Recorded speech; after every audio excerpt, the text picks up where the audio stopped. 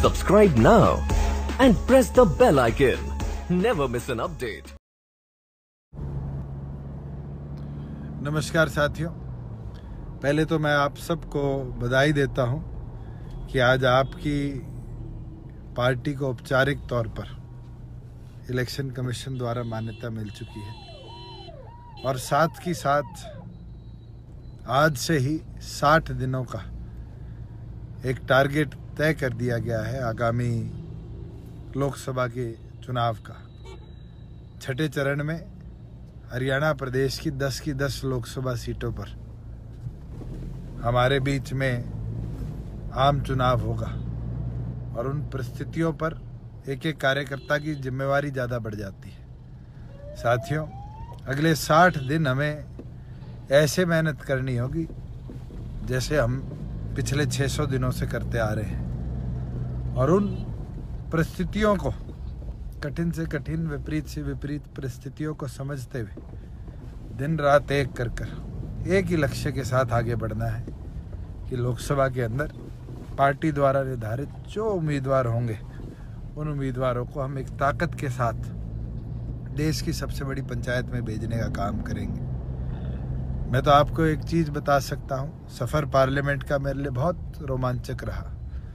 4 साल और 11 महीने पहले जब मैं पार्लियामेंट में चुनकर गया, बहुत सी ऐसी चीज़ें मेरे को सीखने को मिली, बहुत से अलग मैंने प्रयास करे और उन प्रयासों में निरंतर सफलता भी मिली।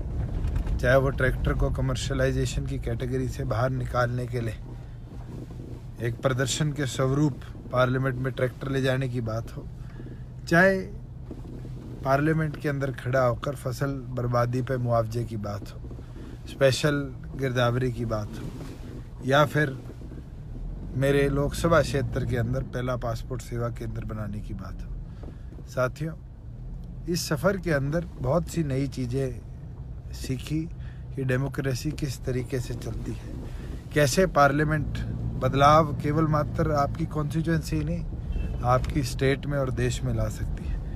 मगर इस सफ़र में एक चीज़ और दिखी कि क्षेत्रीय दलों को कहीं ना कहीं हम कमज़ोर होता देख रहे हैं। आज नेशनलिस्ट पार्टी दबाव बनाकर प्रदेशों की बातों को रोकना जानती है, निरंतर ये प्रयास करती है कि प्रदेश की आवाज़ को प्रदेश के सांसद, उनकी पार्टी के सांसद ना उठा पाए। 7 बीजेपी के सांसद मेरे साथ थे, 2 उनमें से केंद्र के मंत्री थे। पर साथियों, सफ़र ऐसा था कि हरियाणा प्रदेश की कोई भी चर्चा आती थी, कोई मुद्दा उठता था, तो मैंने निरंतर देखा कि वो साथी वहाँ पार्लियामेंट के पटल पर बैठे तो होते थे पर उनकी पार्टी उनको बोलने का मौका नहीं देती थी। इसलिए मैं आप सब से आग्रह करता हूँ कि हमारे पास एक अच्छा मजबूत 60 दिनों का समय है। संगठन अपनी ओर से मजबूत कैंडिडेट उतारेगा, मगर अब आपकी जिम्मेवारी है कि संगठन जिसको भी जिम्मेवारी देकर आपके बीच में भेजे। आपने डॉक्टर अजय सिंह चौटाला जी को अपनी प्रतिमूर्ति मानते हुए उस कैंडिडेट की मजबूती से मजबूत मदद कर उसको चुनाव जिताना है। और साथियों, मैं तो ये आग्रह करूँगा, कल हमारे लिए युवा प्रेरणा दिवस है, डॉक्टर अजय सिंह चौटाला जी का जन्म दिवस है।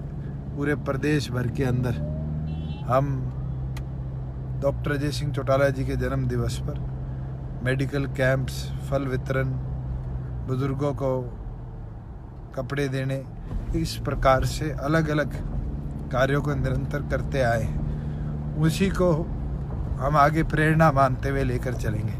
मगर कल सुबह डॉक्टर अजय सिंह चौटाला जी के जन्म दिवस पर यह संकल्प जरूर लेने का काम करें कि हमने मिलकर इस प्रदेश के अंदर मजबूत बदलाव कैसे आए उसकी भी एक नींव रखनी है।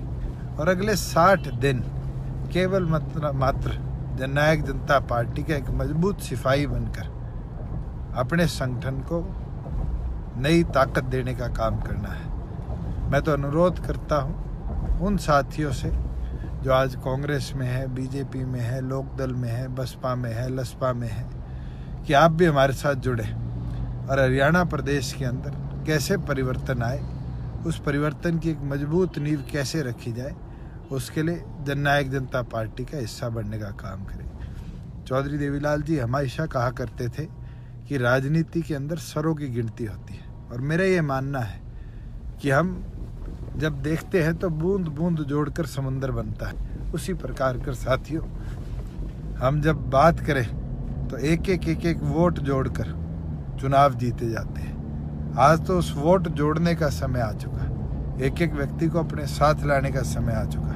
मैं बहुत से साथियों के मैसेज पढ़े जा रहा हूँ। मैं तो उन तमाम साथियों से निवेदन करूँगा कि संगठन का विस्तार चलता रहेगा, संगठन में जिम्मेवारियाँ मिलती रहेंगी, मगर अपना समय ना बर्बाद करें। संगठन की जिम्मेवारी केवल मात्र प्रतिनिधित्व देने की इसलिए होती है कि वो तमाम साथियों के ऊपर एक जिम्मेवारी वाला व्यक्ति बैठाए जो उन सबको एक कोऑर्डिनेटेड टीम की तरह चलाए। मगर उस कोऑर्डिनेटेड टीम को आगे बढ़ाने के लिए हमें मजबूत साथियों की भी जरूरत है। अगर सारे प्रधान बन जाएंगे तो फिर फील्ड पे काम करने वाला व्यक्ति कौन होगा? और मैं तो सबको बोलता हूँ, आज मेरे पास जननायक जनता पार्टी में कोई जिम्मेवारी नहीं, पर मैं एक सिपाही बनकर दिन रात एक कर काम कर रहा हूँ। और तमाम साथियों से निवेदन करता हूँ कि आप भी आज से इस मैदान में उतरकर लगन के साथ ये कार्य मजबूती से आगे लेकर चले कि हमें एक ही लक्ष्य लेकर चलना है कि हरियाणा प्रदेश की 10 सीटें हम मजबूती के साथ जीतने का काम करेंगे। मैं तो यही बोलने के लिए आपके साथ जुड़ा था। दोबारा जननायक जनता पार्टी ऑफिशियली इस देश के अंदर एक संगठन का स्वरूप आज लेकर हटी है, और उस संगठन से जुड़े तमाम कार्यकर्ताओं को बहुत बहुत शुभकामनाएं देता हूं। जहां चुनाव चिन्ह की बात आती है, तमाम साथियों से ये आग्रह भी करूंगा और उनको बताना भी चाहूँगा कि हमें आज इलेक्शन कमीशन ने 1 सप्ताह का समय दिया है। 1 सप्ताह से पहले इलेक्शन कमीशन आम चुनाव के लिए हमें एक कॉमन सिंबल अलॉट कर देगा, जो जननायक जनता पार्टी के तमाम कैंडिडेट्स का आगामी लोकसभा चुनाव के अंदर कॉमन सिंबल होगा। और उसके बाद जब प्रदेश में आपके सांसद चुनकर जाएंगे, प्रदेश में आपके विधायक चुनकर जाएंगे, तो आपको परमानेंट सिंबल भी अलॉट हो जाएगा। इसलिए मेरी विनती है कि बारी बारी साथी इस चीज़ का सवाल ना उठाए कि सिंबल क्या है, सिंबल क्या है। सिंबल हमारा कप प्लेट नहीं है। कप प्लेट तो केवल मात्र दिग्विजय सिंह को जींद उपचुनाव के लिए मिला था, मगर आगे आम चुनाव के लिए आपको जो सिंबल मिलेगा वो 1 सप्ताह में आ जाएगा। मैं तो तमाम साथियों से अनुरोध करता हूँ कि अब कमर कसकर इन 60 दिनों में 600 दिनों जितनी मेहनत कर अपने संगठन को एक नई ऊंचाई पर ले जाने का तमाम साथी काम करेंगे। आप सब जुड़े, पूर्ण आप सबका बहुत बहुत धन्यवाद। Subscribe now and press the bell icon. Never miss an update.